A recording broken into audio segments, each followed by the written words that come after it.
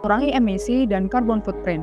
Dimulai dari diri sendiri untuk menerapkan gaya hidup ramah lingkungan, rendah emisi, dan bijak berkonsumsi. Dari diri kita untuk tidak membuang sampah sembarangan dan mengolah sampah kita di rumah tangga kita untuk menjadi sesuatu yang berguna untuk kepentingan kita dan lingkungan kita.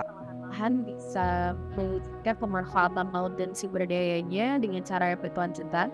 Isu perubahan iklim tidak bisa kita pandang sebagai isu sektoral saja yang hanya diurus oleh kementerian atau lembaga negara tertentu atau organisasi lingkungan tertentu. Isu tentang perubahan iklim itu harus menjadi isu publik, isu kita semua, karena perubahan iklim akan memberi dampak pada kita semua.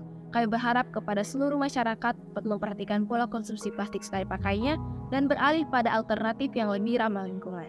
Kami juga berharap kepada pemerintah dan regulator agar dapat mengadopsi kebijakan yang lebih ramah lingkungan.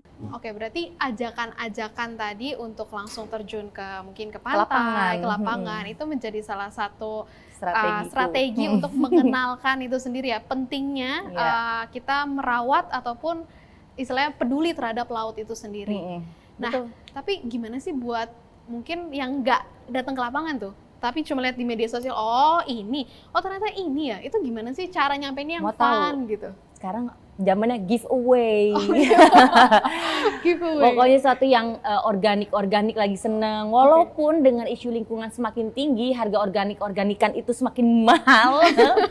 Tapi itu yang diperjualbelikan. Tapi orang willing to dapetin itu semua kan. Itu menjadi trigger. Giveaway, kolaborasi. Mungkin dia punya panutan siapa gitu ya, bisa menjadi trigger untuk mendapatkan dan melakukan sesuatu ya. Contohnya kayak kemarin aku bikin kegiatan pada saat pandemi kita bikin masker, terus masker yang sudah tidak terpakai atau udah rusak atau talinya mungkin udah kendor, kita pakai untuk berbicara tentang penghijauan. Jadi aku buat kompetisi siapa masker yang paling menyenangkan dengan upcycle-nya maskernya yang mereka buat, itu akan mendapatkan produk yang ramah lingkungan yang kita udah kerjasama dengan UMKM yang ada. Banyak sekarang UMKM mah canggih-canggih gitu. Kita support itu gitu. Oke, kolaborasi, giveaway, Iya. dan berbagai macam cara unik yang tadi bahkan masker pun gitu ya, Iya. yang mereka bisa gunain sehari-hari begitu ya. Iya. Secara tidak langsung tuh kayak kalau kita di bus tuh kayak ada iklannya gitu, dia pakai maskernya kan ada iklannya gitu ya. Nggak perlu bicara tapi ini udah statement loh. Nice. Nah kalau tadi Pak Daniel udah ngomong ekspektasi. Kalau dari Mbak Nadine sendiri yang mungkin udah ngeliat secara langsung nih, aduh kok kayak gini ya, apalagi mungkin suka diving ya Mbak Nadine. Ya. Nah itu kan pasti kelihatan langsung tuh, aduh ini terumbu karang dulu gue datang di tahun 2000 berapa, masih bagus banget, sekarang udah sejelek ini gitu. Ekspektasinya apa sih Mbak Nadine? Ekspektasiku ya semakin lebih baik ya gitu.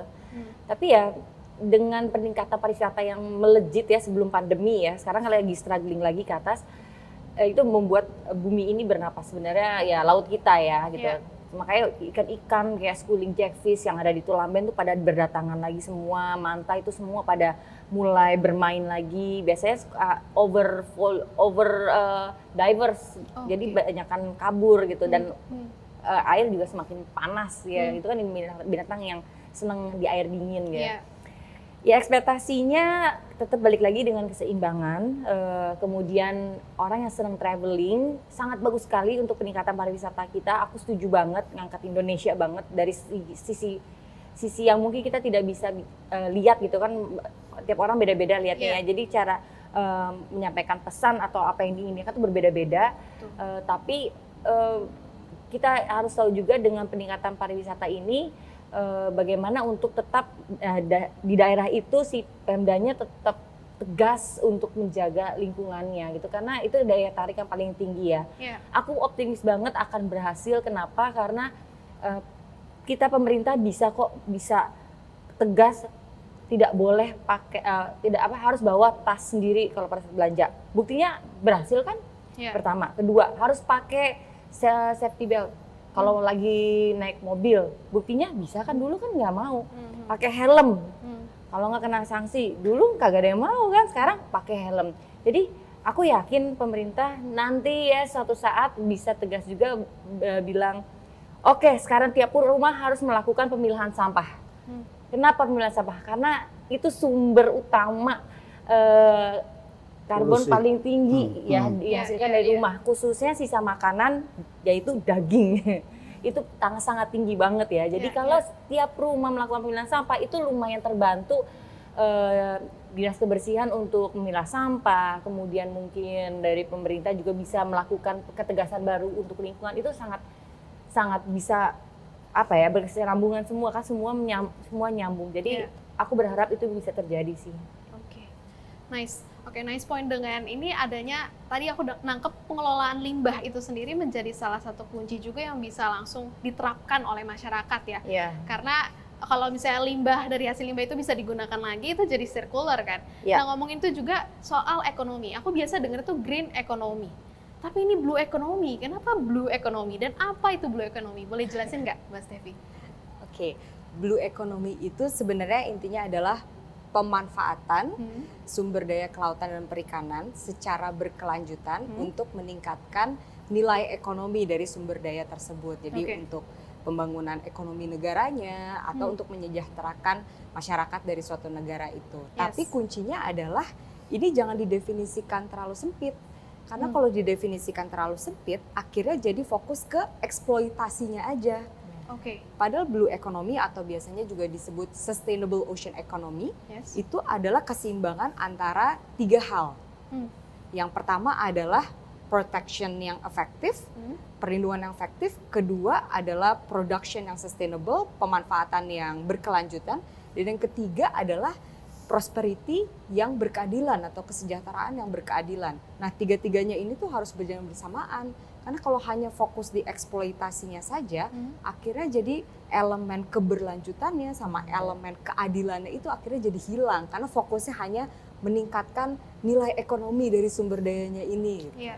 Dan memang ada beberapa studi juga yang sudah mengatakan bahkan dari upaya-upaya konservasi saja Yeah. itu bisa meningkatkan nilai ekonomi yang lebih besar. Hmm. Salah satu contohnya itu ada studi dari High Level Panel for Sustainable Ocean Economy yang mengatakan bahwa jika negara ini invest untuk konservasi dan restorasi mangrove, keuntungan yang didapatkan dari situ itu 3:1.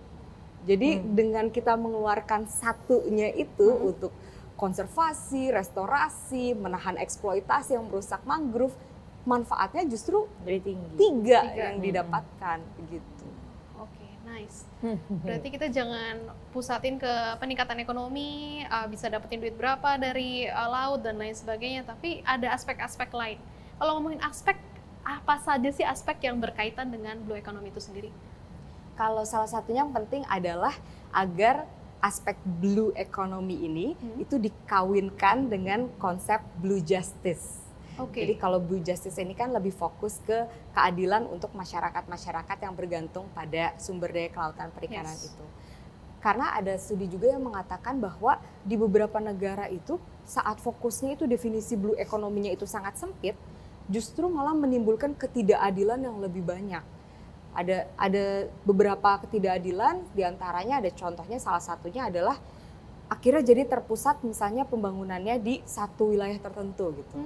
Contohnya di Indonesia kita juga bisa merasakan bahwa walaupun Laut Arafura itu ikannya banyak, tapi ternyata untuk keuntungan dari perikanan itu masih terpusat di pulau-pulau lain, Iya. misalnya di Pulau Jawa masih tinggi. Padahal nangkepnya di mana? Nangkepnya adalah di dekat di pulaunya Pulau Papua gitu. Yes. Tapi malah Jawa yang merasakan itu lebih banyak. Itu satu. Kemudian yang kedua bisa juga ketidakadilannya memperparah ketidaksetaraan gender. Karena kan salah satu permasalahan sekarang yang dihadapi di perikanan, nelayan perempuan ini belum benar-benar diakui. Banyak yang belum dapat mengeluarkan misalnya asuransi nelayan gitu untuk perempuan karena dianggap bahwa nelayan adalah laki-laki. Iya. Kalau blue economy ini hanya fokus di pokoknya produktivitas ikan itu harus tinggi. Akhirnya jadi yang digencarkan adalah kapal-kapal yang besar. Iya. Nah sementara nelayan-nelayan perempuan kan banyak nelayan kecil. Iya. Akhirnya jadi semakin termarginalkan lagi, aksesnya menjadi semakin berkurang lagi. Karena persepsinya tadi itu bahwa blue economy adalah yang penting meningkatkan nilai ekonomi dari sumber daya kelautan dan perikanan. Jadi harus terus dengan blue justice ini beriringan. Oke. Nah, berarti tadi ada 2 poin, kesetaraan dan kemerataan itu sendiri ya. Pembangunannya jangan fokus di satu daerah, terus juga bukan hanya laki-laki yang tadi ya, kesetaraan gender itu sendiri kalau kita ngomongin SDGs. Oke, nah kalau di Indonesia kan ini sebenarnya pulau maritim, tadi udah sempat disebutin, banyak pulau, bukan cuma Jawa doang yang harus berkembang gitu ya. Nah gimana sih cara mengembangkan ocean kita atau potential ocean kita ini sendiri di Indonesia dengan blue economy itu sendiri? Kalau yang pertama, kita harus tahu dulu potensi kita itu berapa. Kita harus tahu bahwa yang bisa dikembangkan di pulau ini itu apa, apakah wisata baharinya, atau yang di pulau ini itu misalnya dari pelayarannya, karena banyak yang melintas di alkinya, pelabuhannya jadi infrastrukturnya ditingkatkan, atau perikanannya, itu kita satu harus tahu potensinya dulu. Kemudian yang kedua adalah pada saat kita setelah tahu potensi, kemudian ingin menyusun kebijakan, sangat penting untuk masyarakat setempatnya dilibatkan dalam penyusunan kebijakan tersebut. Karena kalau tidak bisa jadi nanti misalnya salah satu contohnya jadi ocean grabbing misalnya. Jadi perampasan wilayah laut yang biasanya itu dapat dinikmati oleh masyarakat tertentu jadi tidak bisa. Misalnya nelayan biasanya menangkap di situ, tiba-tiba jadi resort besar. Karena dibilang bahwa ini untuk wisata bahari, blue economy gitu-gitu. Padahal kan masyarakat di situ ada yang bergantung pada situ. Jadi keterwakilan suara mereka itu menjadi sangat penting dalam penyusunan kebijakan. Nice. Oke, poin yang sangat penting yang seringkali masyarakat ataupun lembaga-lembaga masyarakat gini, aduh ini kok tiba-tiba udah jadi RUU aja ya, atau udah jadi hukum aja ya. Kita nggak pernah dilibatkan sama sekali, bahkan yang membuat hukum itu sendiri nggak pernah terlibat di dalam eksekusinya gitu. Jadi ini malah banyak merugikan banyak orang begitu. Nah, aku pengen ke Pak Daniel lagi Pak, kalau misalnya dilihat dari riset atau sains itu sendiri, dari ilmu pengetahuan itu sendiri, sebenarnya yang paling tadi kan dibilang tergantung kebutuhan dari pulau-pulau atau laut-laut yang ada di Indonesia gitu ya. Yang dibutuhkan atau yang bisa dikembangkan nih dari riset atau ilmu yang ada tuh apa sih?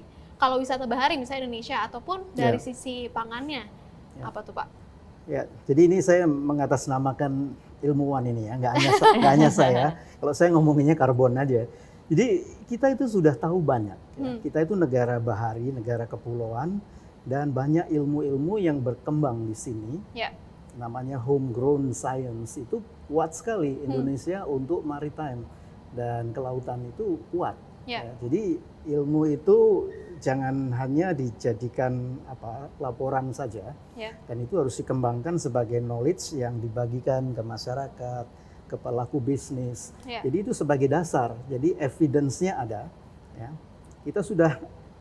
Kita itu artinya masyarakat ilmiah ini ya, sudah banyak melakukan studi riset dari timur sampai ke barat, dari permukaan laut sampai dalamnya laut kita tahu. Isinya macam-macam tahu, tapi dalamnya hati kita tidak tahu. Jadi itulah tantangan kita. Oke.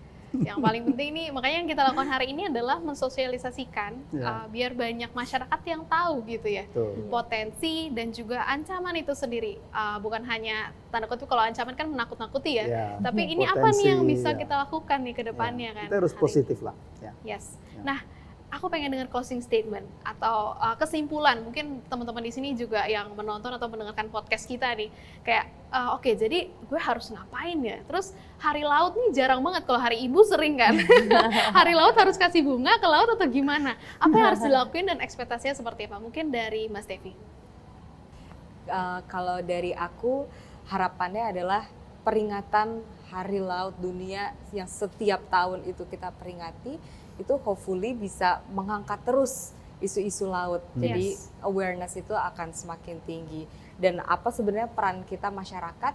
Perannya bisa satu yang tadi spreading the awareness, kemudian yang kedua untuk mengawal kebijakan dari pemerintah, ketiga kalau misalnya bisa mungkin kayak Kanadin gitu, jadi bekerja langsung dengan masyarakat tapak di sana, lebih banyak komunikasi, meningkatkan awareness dan edukasi mereka, dan yang terakhir ada peran juga kita sebagai konsumen.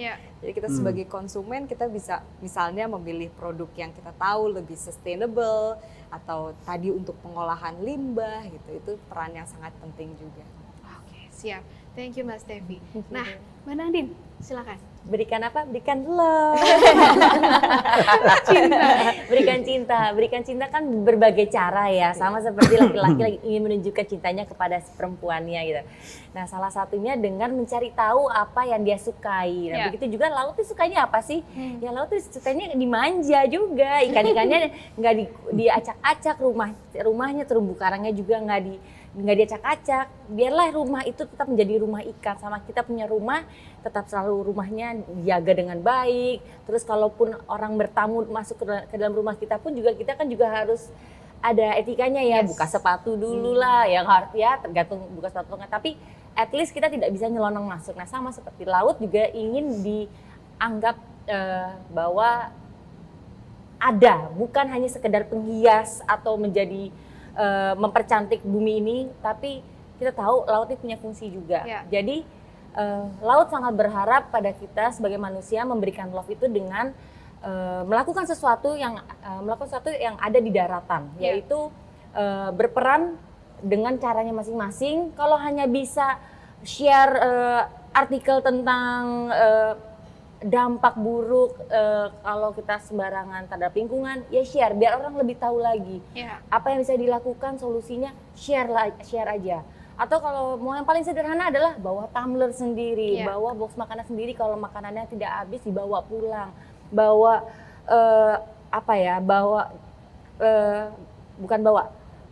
bungkus permen kecil-kecil jangan dibuang sembarangan, masukin ke dalam tas.